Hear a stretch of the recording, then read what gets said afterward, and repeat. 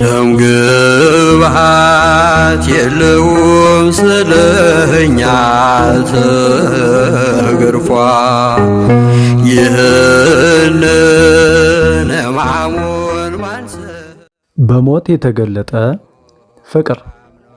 ደራሲ ሊቀ ሊቃውንት ስምዐኮነ መልአክ። አዘጋጅ ገብረ መስቀል ወርቅነህ።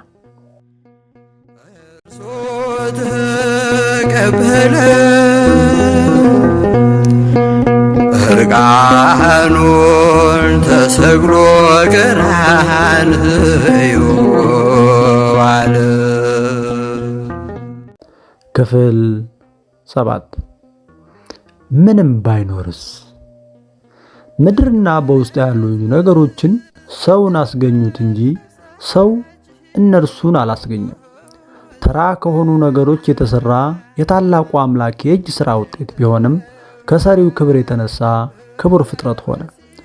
በተሰጠውም ስልጣን የራሱ ባልሆኑ ነገሮች ባለጠጋ ሲባል ይኖራል። ሌላ ተወራራሽ የሌለበት ሁሉን ወርሶ ሊኖር የተፈጠረ የባለጠጋው አንድያ ልጅ ነውና የአባቱ የሆነው ሁሉ የእሱ ነው። እንደምን ድሃ ተብሎ ሊጠራ ይችላል? ነገር ግን በቅዱሳት መጻሕፍት አነጋገር ይህ ዓለም ዓለመጻማ ሲባል ገንዘቡም ንዋየ አመጻ ተብሎ ይጠራል። በሉቃስ ወንጌል ምዕራፍ 16 ቁጥር 6 እንደሚገለጸው። ምክንያቱም አለሁ ሲል ኑሮ በሞት ጊዜ አንዱን እንኳን አብሬ ልሂድ የማይል አመፀኛ ቢኖር የዚህ ዓለም ገንዘብ ብቻ ነውና ብዙዎችን በሃይማኖት እንዳይኖሩ አድርጓል። አንዳንዶቹን ራሳቸውን እንዲወጉም አድርጓቸዋል። በአንደኛ ጢሞቴዎስ መልእክት ሐዋርያው ቅዱስ ጳውሎስ ምዕራፍ 6 ቁጥር 9 እስከ 10 እንደነገረ አንዳንዶቹም ከክርስቶስ ጋር የጀመሩትን ጉዞ ገጥቶባቸዋል። ማቴዎስ ወንጌል ምዕራፍ 19 ቁጥር 22 ላይ እንዲሁም ምዕራፍ 26 ቁጥር 14 እስከ 16 ጌታችን መድኃኒታችን ኢየሱስ ክርስቶስ እንደነገረ በአጠቃላይ ባለጠግነቱን የሚሻ ልቡና ወደ መስቀሉ መቅረብ ስለማይችል የአምላካችንን ክብር ማየት እንዴት ይቻለዋል? መስቀሉን ለመሸከምና ወደ መስቀሉ ለመውጣት ምንም ነገር እንደማያስፈልግ ሲያስረዳን ንጉሥ ክርስቶስ ንጹሕ ሰውነቱን ብቻ ይዞ ወደ መስቀል ወጣ። የዚህ ዓለም የሆነ ሁሉ አንድ ነገር እንኳን አልተከተለውም። እጀ ጠባቡን ሳይቀር ረቂቁን ዓለም ሳይሆን ግዙፉን ዓለም ለሚሹ ግብዞች አከፋፈላቸው። የሚያስፈልጋቸው ይህ ነበርና ከጸጋው እንደለያቸው ለማጠየቅ ከአካሉ የተለየች ልብሱን ሰጣቸው። አንድም ልብስ እንዲያልቅ ደስታችሁ አለቀ ሲላቸው ነው። አንድም ልብስ የልጅነት የክብር የማዕረግ ምሳሌ ነውና ልጅነትን፣ ክህነትን፣ ክብራችሁን፣ ማዕረጋችሁን ገፈፍኳችሁ ሲላቸው ነው። አልበስከኒ ልብሰ ሕይወት ወከደንከኒ ክዳነ ሐሴት እንዲል የሕይወት ልብስ ልጅነትን፣ የደስታን መጎናጸፊያ ክብርን አለበስከኝ ተብሎ እንደተጻፈ በዚህ ዓለም ያሉ ጊዜያዊና ላቂ ስጦታዎችን ለአሕዛብ ወይም ለኃጥአን ፈቃዱን ለማይፈጽሙም አምልኮውን ለማያውቁም ሁሉ የሰጠ ሲሆን ዘላለማዊና ውድ ስጦታ ራሱን ግን ለምዕመናንና ለመረጣቸው ብቻ እንደሰጠ ታወቀ። በዮሐንስ ወንጌል ምዕራፍ 19 ቁጥር 23 እስከ 24 እንዲሁም በአንደኛ ቆሮንቶስ መልእክት ምዕራፍ 11 ቁጥር 23 እንደተጻፈልን ከዚህች ቀንም ጀምሮ በክርስቲያኖችና በዓለም መካከል መስቀል ተተከለ። ክርስቲያኖች ሁሉ ራቁታቸውን ሆነው ወደ መስቀል ይወጣሉ። የዓለም ጓዝ በሙሉ ለመስቀል ጉዞ አይመችምና ጌታ ሆይ ሁሉን ትተን ተከተልን አሉ። በማቴዎስ ወንጌል ምዕራፍ 19 ቁጥር 26 እንደተገለጸው ስንኳንስ ልብሱን ሰውነቱን ላልጣለ ሰው የመስቀሉ ነገር እንደምን ከባድ ነው። በማቴዎስ ወንጌል ምዕራፍ 16 ቁጥር 24 እስከ 26 ጌታችን እንደነገረን መስቀል ላይ ሆነው ቢያዩት ዓለም ልብስ የላትም። መስቀል ላይም ያለው ሰው ለዓለም ልብስ የለውም። ቅዱሳን ሁሉ ምድር በአንዳንድ ነገሮች ከመሞላቷ በፊት የነበራት የባዶነት መልኳን ያያሉ። ከዕለተ ሰሉስ በፊት ስለ እርሷ የተነገረው ቃል ባዶነቷን ይገልጻል። ምድርም ባዶ ነበረች ተብሎ በኦሪት ዘፍጥረት ምዕራፍ 1 ቁጥር 1 ላይ የተነገረው ነው። ይህንን ቃል ያስተዋሉ ሁሉ መስቀል ላይ ሳይሆኑ ወይም መስቀል ላይ ሳያደርጉ ዓለምን መመልከት አይሹም ነበር። ዓለም ለእኔ የተሰቀለበት እኔም ለዓለም ከተሰቀልኩበት ከጌታዬ መስቀል በቀር ሌላ ትምክህት ከኔ ራቅ ብሎ ሐዋርያው በገላትያ መልእክቱ ምዕራፍ 6 ቁጥር 14 ላይ እንደነገረን፣ ዓላማው ያልገባቸው ግን መስቀሉን በዓይናቸው የማየት እድሉ ቢገጥማቸውም አሁንም ድረስ እጀ ጠባቡን እንጂ የርስቱን መከፋፈል የማይሹ ሆነዋል። ያኔ በዛች የጭንቅ ቀን ሁሉ መጎናጸፊያውንና ቀሚሱን ሲሻማ የተረሳች አንዲት ጥያቄ ነበረች። ንጉሡ አስቸኳይ መልስ የሰጠባት ተገቢ ጥያቄ ነች። አቤቱ በመንግሥትህ በመጣህ ጊዜ አስበኝ ብሎ በሉቃስ ወንጌል ምዕራፍ 23 ቁጥር 43 የተናገረው 18 ሰዓት ሙሉ ከተለያዩ ሰዎች የተለያዩ ወደ 27 የሚደርሱ ጥያቄዎች ለክርስቶስ ቀርበውለት ነበር። ሁሉም ግን አላስደሰቱትም፣ መልስም አላገኙም። ለአንዳንዶቹም ምንም አይነት መልስ አልሰጠባቸውም። ከተራ ሰዎች የወጡ ተራ ንግግሮች ነበሩና። ይህን ሰው ግን ፀሐይ አፍ አውጥታ መከረችው። ከጎኔ የቆመው ፈጣሪህ ነው አለችው። ይህ እርሷን ብቻ ትምህርት መሰረት አድርጎ ለ3 ዓመት ከ3 ወር አብረውት ከነበሩት ትምህርቱን ከሰሙት ይልቅ ፈጥኖ ንጽሕናውን መሰከረ። ይህ ግን ምንም የሰራው በደል የለም ብሎ በሉቃስ ወንጌል ምዕራፍ 23 ቁጥር 41 እንደተጻፈልን የጥበበኛ ሰው ንግግር በዚህ የተገለጠ ነው። በማንም ላይ ቢሆን ፈጥኖ አይፍረድ፣ ይልቁንም እርሱ ግን በባልንጀራው ፊት በራሱ ላይ ፈረደ። በሊቀ ካህናቱ ኢየሱስ ክርስቶስ ፊት ኃጢአቱን ተናዘዘ። ንስሐ ግቡ ተብሎ ስብከት በተጀመረባት የመጀመሪያው የወንጌል ቃል በተሰጠባት በገሊላ ባህር አጠገብ በተቆረቆረች የገሊላ ዋና ከተማ ቅፍርናሆም አልነበረም። ነገር ግን በዛ ከነበሩትም ቀድሞ ንስሐ ገባ። ምናልባትም በዛች ቀን ንስሐ ገብቶ ስርየትን ካገኘው ከቅዱስ ጴጥሮስ ቀጥሎ ንስሐ በመግባት ሁለተኛ ሰው ነው የሚሆነው። እንዳይፈረድባችሁ አትፍረዱ ብሎ በማቴዎስ ወንጌል ምዕራፍ 4 ቁጥር 16 እንዲሁም ምዕራፍ 7 ቁጥር 1 ላይ እንደተሰበከ ተራራው ላይ በዛውም አልተሳተፈም። ዳሩ ግን በራሱ እንጂ በሌላ አልፈረደም። በኃጢአት ካለቀች ዕድሜው የቀረችውን ጥቂት ጊዜ ብትሆንም ዘላለማዊ ሥራ ሰራባት። ልብ ላለው ሰው ቀሪ ጊዜ ለትንሣኤ በቂ ነው። ይህንን በተናገረበት ቅጽበት ይህ ሰው ከጎኑ ቆሞ ምራቅ የሚተፋበት የአይሁድ ሽሙጥና ጅራፍ የሚያርፍበት ክርስቶስ በልዑል ማደሪያው በባህሪ ክብሩ ሳለ ተገለጸለት።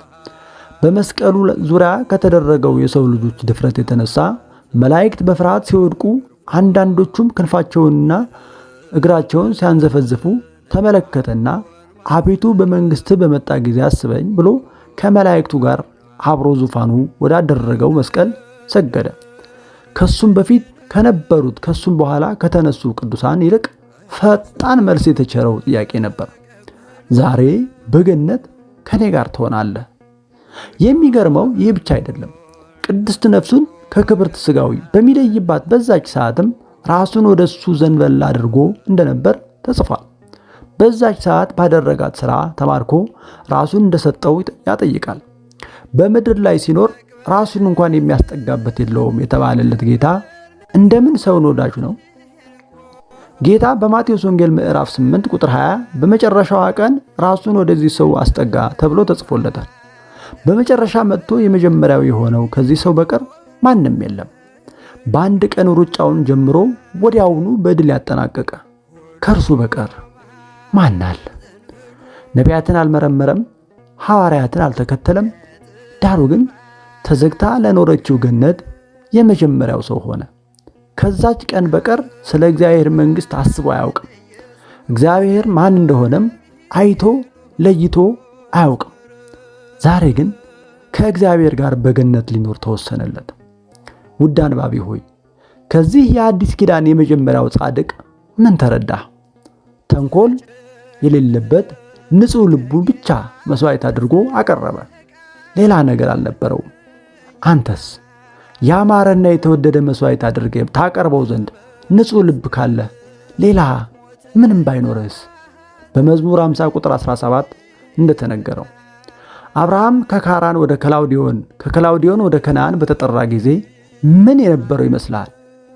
ባዶውን ተጠርቶ እግዚአብሔር በባዕድ ምድር ክብርን የሰጠው አይደለምን? ልጁ ያዕቆብስ ከወንድሙ ጋር ተጣልቶ ከቤርሳቤህ ወደ ካራን ሲሄድ በእጁ ከጨበጠው በትር በቀር ሌላ ምን የያዘ ነገር ነበረው? የአባቶቻችን አምላክ እግዚአብሔር እየተከተለ በነገር ሁሉ ያከብራቸውና ይባርካቸው ካልነበረ በስተቀር በእውነት በእጃቸው ላይ ምንም አልነበረም። ብዙ ጊዜ ባዶነት ለእግዚአብሔር ድንቅ ሥራ ምቹ ሁኔታ ነው። ትዝ አይልህም? በቃና ዘገሊላ የነበሩ ጋኖች በግብፅ እስር ቤቶች ውስጥ ለብዙ ዓመታት ከመቆየቱ የተነሳ ከሰውነት ተርታ ወጥቶ የነበረውን ዮሴፍን ሕይወት። እነዚህን ሁሉ ብንመለከታቸው በባዶነት ውስጥ እያሉ በሰማያዊው በረከት የተሞሉ ናቸው። ለእግዚአብሔር በረከት የሚያበቃ ቅንነት የተገኘበት ሰው ሌላ ምንም ነገር ባይኖረውስ? ወስብሐት ለእግዚአብሔር ወለወላዲቱ ድንግል ወለመስቀሉ ክቡር። ይቆየን።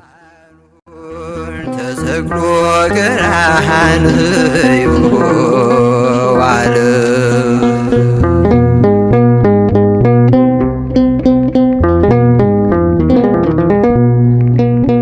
አፉን አልከፈተም ሲሰድቡት ሲከሱት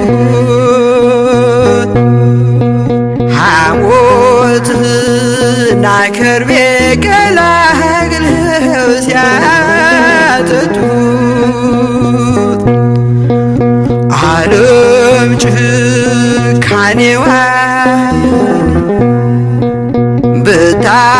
ብታፈራርቅ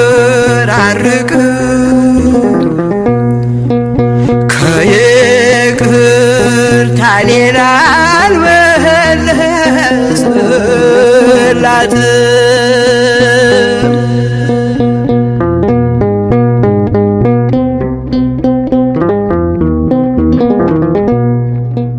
ደዌም ይስማማው በሥጋው ታመመ የዓለምን ጠቢባን በዚህ ያስገረመ ሞቶ ግርፋቱ ሲያስቦት ይደንቃል። ዓለም የፈጠረው በፍጡራን ታስሯል። ደምግባት የለውም ስለኛ ተገርፏል። ይህንን ሕማሙን ማን ሰው እኮ አምኖሃል? በእውነት ደዌያችንን እርሱ ተቀበለ። እርቃኑን ተሰቅሎ ቀራንዮ ዋለ።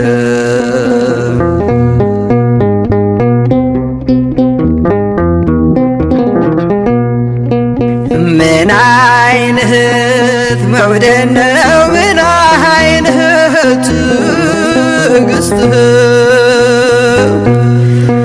ሰውን ያፈቀረው የፍጥረት አባት ምን አይነት ርኅራኄ! ምን አይነት ይቅርታ! በመስቀል ተሰዋ የፍጥረታት ጌታ በመስቀል ተሰዋ በፍጥረታት ፋንታ ደምግባት የለውም ስለኛ ተገርፏል። ይህንን ሕማሙን ማን ሰው አምኗል?